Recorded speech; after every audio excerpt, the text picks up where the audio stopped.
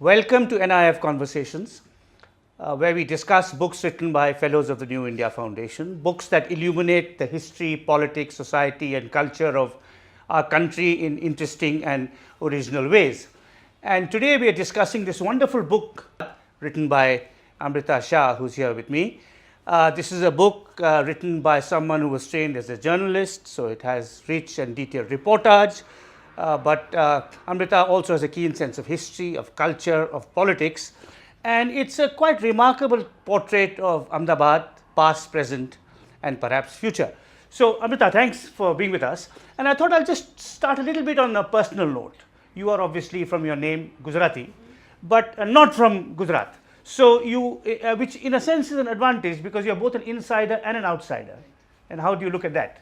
Yeah, in fact, it's interesting because I have no family left in Gujarat, maybe just one uncle or so. And the first time I went to Ahmedabad, that I recall was on the 25th anniversary of the Gujarat and Maharashtra formation. So that was 1985, May 1st, 1985. Yeah. And I was actually traveling from Bombay to what it was then Bombay to Ahmedabad to report on this very protracted episode of caste and communal violence.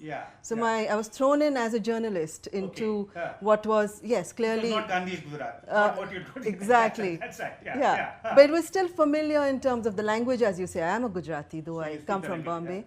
And, you know, very familiar in terms of customs and food, but it was such a rich history and politics. I just actually wasn't even aware that Ahmedabad had this kind of very complex history and such a progressive city in so many ways, you know, very dynamic in terms of its labor policies, which actually influenced India's labor policies, in terms of, you know, its middle class and its elite that had brought all these modernist artists from America at some point. And architects. Architects, exactly. Louis Kahn. And then Gandhi, you know, all his social experiments were actually conducted in Ahmedabad. His experiments in education and. So you went for these riots and you wrote about them. I wrote about them. And that began your engagement with the city. Absolutely, yeah. And then later, of course, you wrote a very good book on Vikram Sarabhai. That's right. Part of the progressive tradition. That's right. So how did that happen? So again, that was, you know, I stumbled into Ahmedabad again and again.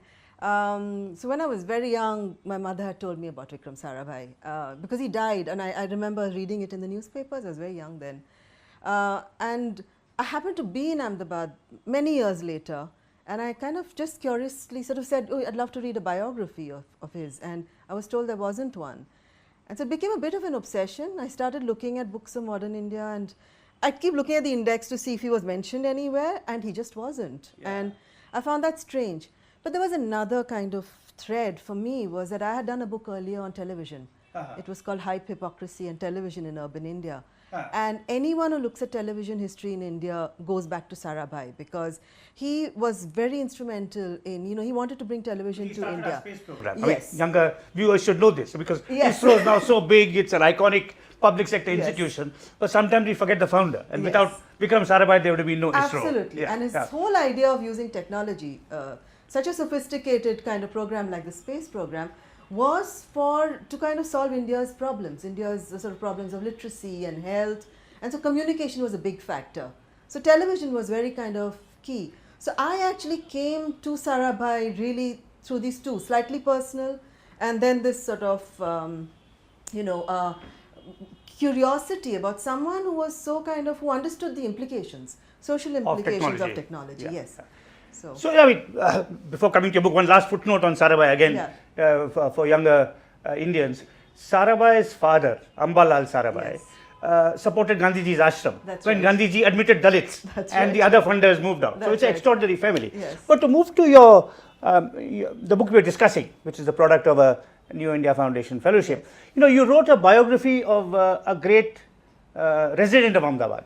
Vikram Sarabhai, and now you're writing a biography of a city. Right. Now, reading your book and of course visiting Ahmedabad, a remark of the great Kannada writer U.R. Ananthamurthy you know, comes to mind. Ananthamurthy said, India lives simultaneously in the 12th century and the 20th century, Right. and all centuries in between. Right. And I mean, Ahmedabad is the city of Vikram Sarabhai in our space program, Yes. but also such a deep ancient history. And you know, this collision of centuries, which comes out in your book, Yeah. I think is part of what makes it fascinating. It is definitely, and if you just look at the architecture, Ah. it has every period of architecture. It was pre-Mughal, the Sultanate architecture, Yeah. Mughal architecture, British colonial architecture. It has modern. It has the modernists, Corbusier Khan, and it has and then Kanvinde and Rai and various extremely Doshi. Right. Right. And then you come to the kind of more democratic, let's say, architecture that you see now, which is so Ahmedabad has every period virtually, depending on where you go. So, about the architecture, you're absolutely right. It has a dazzling range of, varieties of architecture spanning different styles, different religious traditions, different centuries. But, reading your book and speaking about architecture, I was reminded of a remark of Aldous Huxley, who, when he saw the Taj Mahal, said, "Marble conceals a multitude of sins." Okay, now, so Ahmedabad is a city of fabulous architecture. It's a city of the great Gandhi, but it's also a city of conflict and violence and savagery, which and how do you, and your book talks about that. Yeah, absolutely. I've been trying for years to understand this. And 85, my trip even then at that very early stage was trying to understand. This question is always asked, such violence in Gandhi's Gujarat. It's continually. And Ahmedabad is the epicenter. You had the very first post-independence massive riot in 1969. I'd say violence, because riot I find is not an adequate way to describe what happens. So I don't think I have the answer. But perhaps one possibility is that the dynamism which allows it to move, in a sense, almost without emotion. So, when the mills, for instance, the large mills closed down, people are very worried because almost... This was in the 80s and 90s? The 70s it starts, I mean, 60s, 70s, and then again, if you look at it historically, Ahmedabad was called the Manchester of India. Absolutely. So it was really, and all the money of the Sarabhais came from that. Yeah. So then in the 80s, you had this decline. You started having the decline already by the 70s because of power looms, etc. Yeah. So, and 1/4 of the city, they say, was involved in the mills in some way.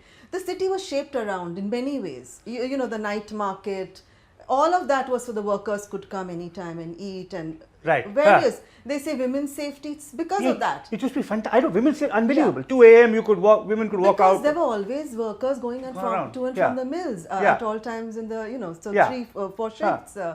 So it was a city, as I said, very, very closely kind of connected with the mills, and the mills shut down. Yeah. And you would think that this city then will, and it did go into a kind of, let's say, a depression of sorts. Yeah. But it rose up again, and the reason is that it's very entrepreneurial. So people found work somehow or the other. I'm not saying it was a happy time, but it did not collapse, it did not die, and that's why it's a 600-year-old city that still. So even though the mills declined, something else took its place. So it did not. Yes. The kind of energy, the vigor, the entrepreneurship. Yes. Kept on going. Yes. Now, recently, Ahmedabad has been declared, I think, India's first World Heritage City. Right. Is that correct? Well, the old city has been. The old city of Ahmedabad. Yes. Okay. Yeah. And what are your thoughts on that? Does it deserve it? Doesn't Delhi deserve it more? Let's have some fun. They say actually Delhi is the oldest and Ahmedabad is the second oldest surviving city in the sort of. Of course, I love Delhi, but I'm partial to Ahmedabad, so I would say it certainly deserves it, because I don't think people are quite aware of this sort of variety and the kind of multiplicity, the layers. So no, and they've really done a good job of trying to kind of now, because there was a time when they were actually selling off, stripping doors, old houses, and selling off, things in the market and the antiques market. But now I think that's been arrested. Okay. But what does bother me very, very much about the heritage business? I mean, I think heritage has a lot of politics, that sort of underlies it. And what is important is, so what are you preserving? Which heritage? Right. And that is a question that I would ask certainly about Ahmedabad, because there are many parts and many stories, and which one is being kind of built up more? And one thing that does concern me, so let's say there's this one question, for instance, the naming of the city. Nobody disputes that it was founded by Ahmad Shah in 1411. But now there's been for a while this controversy They about call it Karnavati. Karnavati. But I think that will go now with this Well, heritage tag. I hope so. I don't know, but the Okay. thing I would say is that if you have to, because I don't, what they say, what historians say is Karnavati might have been an outpost, Okay. or might have been a town, but Right. but the greater claim is for a tribal settlement of Ashavali. Okay, You okay. see, so if you have to, Oh, then you okay. have to look at all these and how far back and you know. Yeah. But you have to admit what is known. So you can't say that Amrita Shah did not found the city. That's one. The other thing that is kind of a very recent thread. So there was this old story about Bengali boys being brought in from Bengal to teach Gujaratis to throw bombs during the very early phase, in the early 1900s. Yeah. Now that has been kind of, and I think it's a very interesting part of Ahmedabad's history. Yeah. But that has been played up now so much that you almost start, if you're a visitor and going on the heritage walks, you almost start seeing there's a violent history, much more than what you hear. I think this also maybe partly, you don't want to give Gandhi all the credit.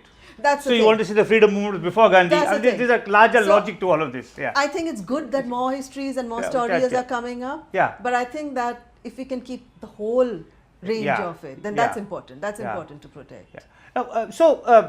Now, your book is, it's a great portrait of a city, and I think we, of course, at the foundation are delighted to have published it. I think with Ahmedabad getting a heritage tag, it'll have a rich life. Your book, every tourist should have it. Right. To know that it's not just pretty buildings; it's people struggling, thriving, working, fighting. Sometimes happy, sometimes sad. It's a history of beauty, but also sometimes barbarism and savage violence. So in that sense, it's all about human life. But as we conclude, just tell us briefly about your new project, which is again quite different. Right. Yeah. So. I had a great grandfather who went to South Africa in the early 1900s. Who was Gujarati, like Gujarati, you. Yes. Yeah. I didn't know, I'm saying now early 1900s, at that point I didn't really know exactly when. And he married my great grandmother along on this journey.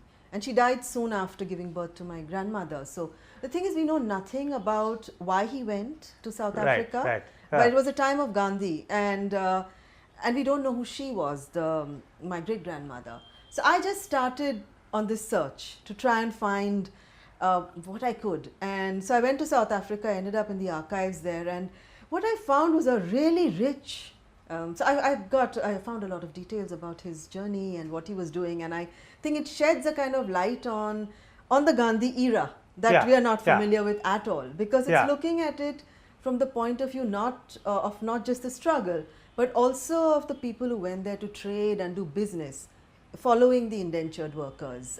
Right. So these were Gujaratis, as you yourself have passenger written in your Indians, book, the passenger Indians. That's right. The people who paid their own fare. And I think it's because again, for younger readers, your book will be important because Indians of today, Indians who are in their 20s and 30s, think of the Indian diaspora as software engineers and doctors in England and America and Canada, right? And occasionally businessmen and entrepreneurs. But of course, the Indian diaspora has a much longer history and often a subaltern history. And, it's not just Europe, but it's Africa, it's the Caribbean. I'm sure it'll be a great story, as is this book. And thanks so much for being with us. And we're delighted to have published it, and it's great that Ahmedabad is a heritage city, so it means your book also has a fresh and new life. And thanks so much, Amrita. Thank you, Ram.